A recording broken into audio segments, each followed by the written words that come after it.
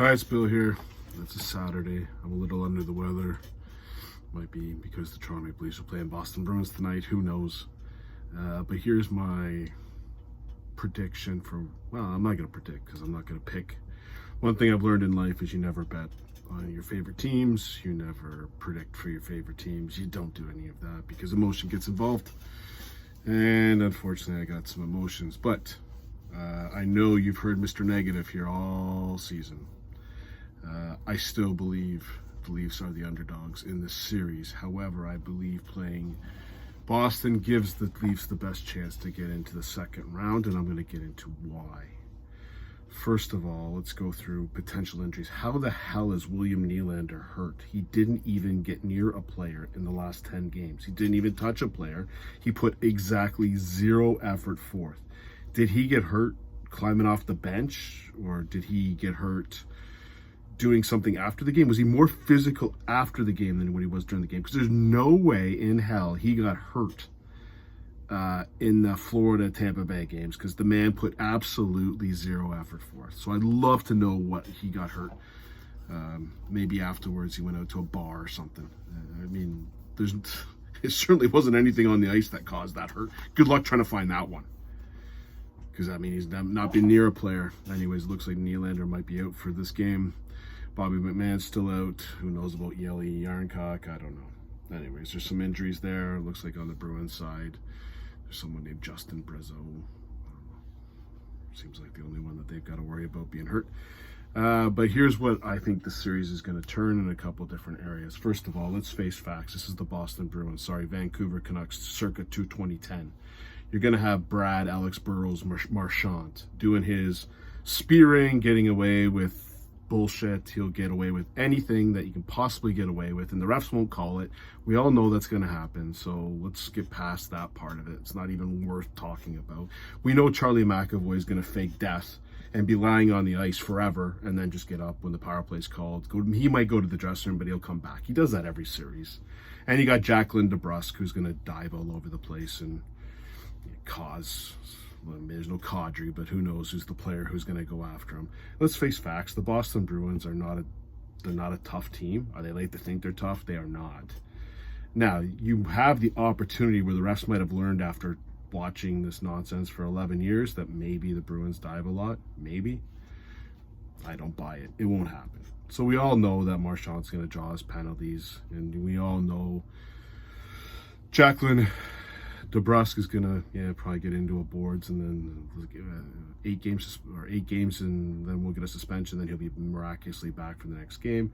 And we all know Charlie Cole. If you don't believe me, watch Charlie Cole in the playoffs. Check out the Ottawa series. That was the doozy one. Yeah, beautiful. It's like he's broke his leg. Two minutes later, he's back on the ice. Anyways, we know we're gonna have to go through that. That's what the Bruins play. The Bruins play the Vancouver Canucks hockey, look for power plays. The Leafs are just going to somehow have to get past that. I know we don't have a team that draws penalties. We will get called a lot of penalties in this series. It's just what's going to happen. You're going to have Brad Marchand be the fake tough guy and go after Mitch Marner after Domi goes after him, and then he'll just pick Mitch Marner and go after him and tell him he's going to kill him and all that kind of stuff. And then he does nothing, okay? So we all understand what the Boston Bruins are. You can listen to the idiot that's going to retire, but it's clam chowder. Yeah, you can listen to all that nonsense. We know what the Bruins are going to give you. We've watched it. Now, I've seen a whole bunch of stuff that, we haven't beat them since 1959. Yeah, well, the San Jose Sharks have never beat us, but we haven't beat them since, 94? Because we haven't played them. So, yes, the history is not good. 3 in a row, Game 7s, not good. However, the last time we played them was 5-6 years ago. This team is much different. Pasternak's still on the team, McAvoy, Marchand. They used to have a goalie named Tuukka Rask, who was a good goalie. And this brings me to point 1, where I think the Leafs actually have a shot. I'm not going to sit here and tell you the Leafs are going to win this series. I'm not that type of Leaf fan. I'm a realist. But there is a shot. And one of the reasons we have a shot is the Bruins goaltending. Keep in mind, the Leafs have a bad playoff history. They do. It's ridiculous. 1 round in 8 playoffs, whatever it is. The Boston Bruins have won over 50 games in the last 2 seasons and knocked out in the first round. Think about that for a second. 50 games they've won in the regular season the last 2 years, and both of those years they were knocked out in the first round. They're not this playoff, maybe they got a Leaf number, but they're not a very good playoff performing team. And one of the reasons is the goaltending. Let me read you the stats of Linus Ullmark in the playoffs. 3.54 goals against average, 888 save percentage in 8 games. Jeremy Swayman, 8 games, 2.79 goals against, 901 save percentage. That ain't lighting nothing on fire. Now, the way the Leafs beat Tampa Bay last year was because Vasilevsky was terrible. There's a chance. There's a chance that both these guys can be terrible.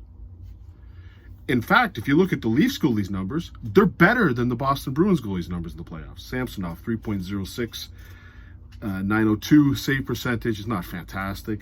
17 games. Joseph Wall, who I think will be the goalie that gets us through the first round if we do get through the first round, 2.43 goals against average, 915 save percentage. Again, I am not a Samsonov fan. I don't think Samsonov is very good.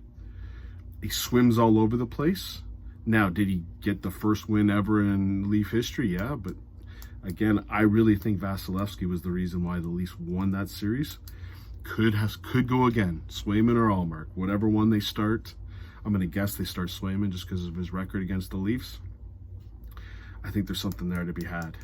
The other thing that's going to be there is the 4 centers for the Boston Bruins: Charlie Coyle, Pavel Zacha, Morgan Geekie, and Jesper Boqvist all together have the same amount of goals as Austin Matthews at 69.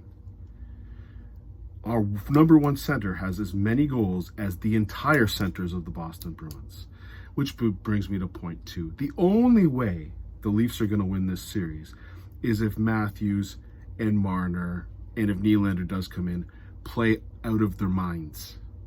They have to play out of their minds. If they don't play out of their minds, they're losing. But if they do play out of their minds, they're the best players on the ice. If I take a look, yeah, Pasternak's good. But Pasternak is, again, a winger. He's going to have less influence on a game. Now, my guess is the Pasternak, Zacha, Heinen line is seeing a lot of Tavares in this game. So, again, we have the better forwards, but this is point 3. John Tavares can never be on the ice unless Benoit and McCabe are on the ice. I cannot believe I just said McCabe on the ice. But Benoit and McCabe are a great defensive pair together. You cannot, in any situation, on a defensive zone, have Tavares on with Riley. You can't. You can't have him on with the third. You need to put your best defensive team, because you know you're going to get Pasternak up against that line. Tavares cannot play. Pavel Zacha will school John Tavares. It will happen. You need a defensive pair. You have to survive the Tavares shifts. Now, when you get at home, you can not have that matchup. But you need to on the road. I sometimes cringe when I see Tavares on the ice with our worst defense. You can't have Liljegren on there with him. You can't. It has to be Benoit and McCabe. You cannot put yourself in a bad situation. Do not match up a Liljegren and Tavares, because if you think Tavares is defensive center, you're wrong. Now, granted, I think he's playing with Marner, so I wish Mitchie the best of luck. But again, Mitch Marner would be the best player, on that line. He's got to own it. He's got to show up. Has he shown up ever? No. But there's a chance. If you take a look at the defense, the Boston defense is way better than anything the Leafs can put out there. What's their 6th defense? Well, Shattenkirk's terrible. You got Carlo, Gretzlick, Lindholm, McAvoy. Lindholm would be our best defenseman by a long shot. We do now. Their 4th line, it's got Patrick Maroon. When did the Fat Balloon went there? Oh, that's crazy. Again, they've got a couple rookies. Usually the Boston Bruins 3rd, 4th line eats us up. So the Morgan Geekie, Trent Frederick, Jakub Lako line, that's a line that Our third line's just got to somehow stay with. So there's a chance. As I said, there's a chance. Again, points. We need the goaltending. We got to have Swayman and Allmark play like crap. Play like Vasilevsky. We need our best players to dominate. Matthews has to dominate. And you cannot make silly errors like put Tavares on the ice with Liljegren. You can't do it. I'd also like the fact that we don't give the puck over at the blue lines, but that's happened for 82 games, so I'm going to assume it's going to keep happening. If the Leafs don't shoot themselves in the foot, Matthews dominates, and the Bruins goaltending plays like it has, the Leafs have a chance. Talk to you after the game. By the way, I'm wearing my shirt where the Leafs have the best record, so we'll try this shirt out. If it works, hopefully you'll see this shirt for the next couple videos. Cheers.